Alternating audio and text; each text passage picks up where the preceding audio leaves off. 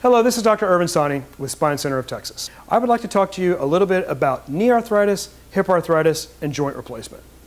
Many people are plagued by knee arthritis and hip arthritis, and in our practice, we try very hard to avoid joint replacement. Joint replacement is an open procedure requiring inpatient care, either general or other types of anesthesia, so that the patient can basically have their knee or their hip opened up and have the arthritic component of their knee or hip removed and replaced by either metal or plastic or ceramic, as there are many different types of joint replacements. Many patients come in and they tell me they've been either told by their doctor or told by a radiology report that they have arthritis, and they're very concerned and feel that they need to have a joint replacement. I don't believe this to be true. I don't operate on x-rays, I operate on people. And in many cases, someone can have terrible arthritis, but if they don't have a lot of pain and they have good function, then doing a joint replacement really may not be the best answer for that patient. Oftentimes, you can lose weight, change your diet, change your activities, try anti-inflammatory medications, do physical therapy, and of course, an exercise regimen, and you can reduce the pain from a hip or a knee despite having x-rays that show even moderate and in some cases severe or advanced arthritis.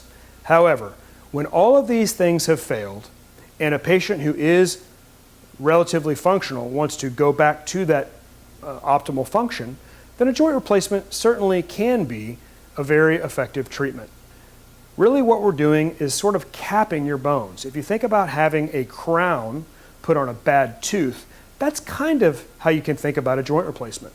Although the incision is large because we have to resurface or take out the bad portion of the joint, and the incision does seem to be a bit large, really all we're doing is typically shaving off the very ends of the bones, somewhere between 2 and maybe 10 millimeters, depending on the severity of your arthritis in, say, the case of a knee, or the severity of your arthritis in, say, the case of a hip.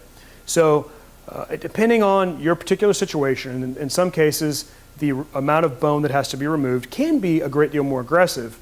I would say the majority of patients really only have to have 4 or 5 millimeters of the ends of their femur or their thigh bone and their tibia or their shin bone, and in some cases the undersurface of their patella, just a few millimeters removed, and then place metal caps, in the case of patella, a plastic cap, so that you don't have that bone-on-bone arthritis. Some people have severe angular deformities. In other words, they're bow-legged or they're knock-kneed. That's called a varus or valgus deformity.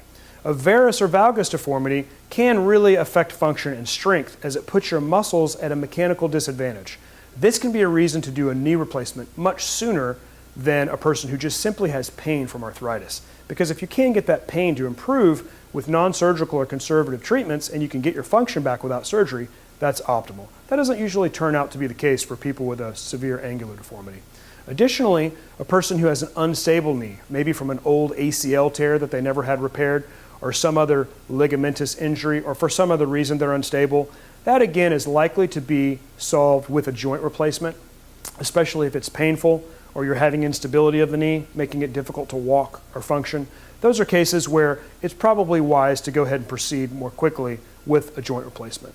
But again, arthritis and an x-ray are not really a reason to go straight to joint replacement. And in fact, people who have a stable knee that does not have an angular deformity, and even if they have moderate arthritis, can be treated with a conservative treatment called a G-block or genicular nerve block, followed by what's called a radiofrequency ablation.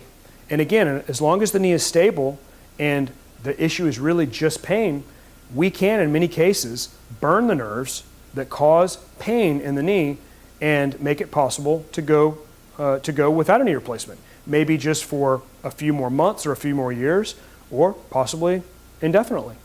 So in conclusion, knee replacement may be an answer for someone with severe pain and severe arthritis, but certainly other things should be considered.